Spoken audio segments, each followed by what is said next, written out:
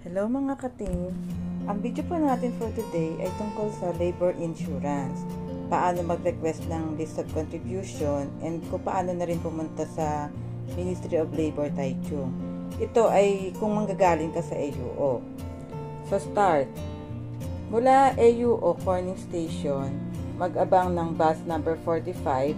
Mga 45 to 1 hour siguro ang tagal ng biyahe. Then, bumaba sa Minquan Songhua intersection and mula sa bus stop, mga 2 minutes walk lang, makakarating ka na sa Ministry of Labor. Then, pagdating sa Ministry of Labor, kumuha ng queue number sa information desk and umakyat sa second floor.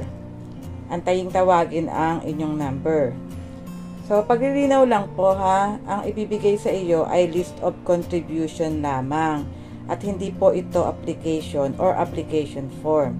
Ang application form ay ibibigay lamang sa iyo kapag 65 years old ka na. Yes po, saka ka pala makakapag-fill up ng application form kapag 65 years old ka na.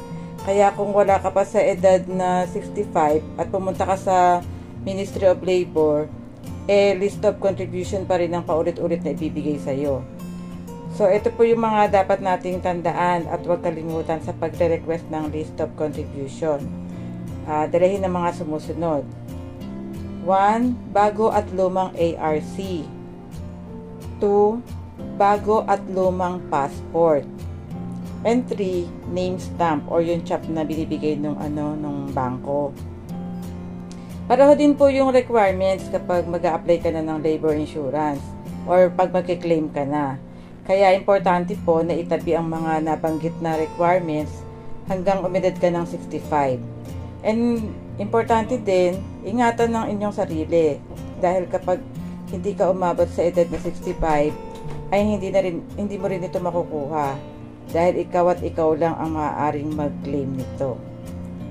Maaari kang personal na pumunta sa Ministry of Labor ng Taiwan para makapag-fill up ng application form.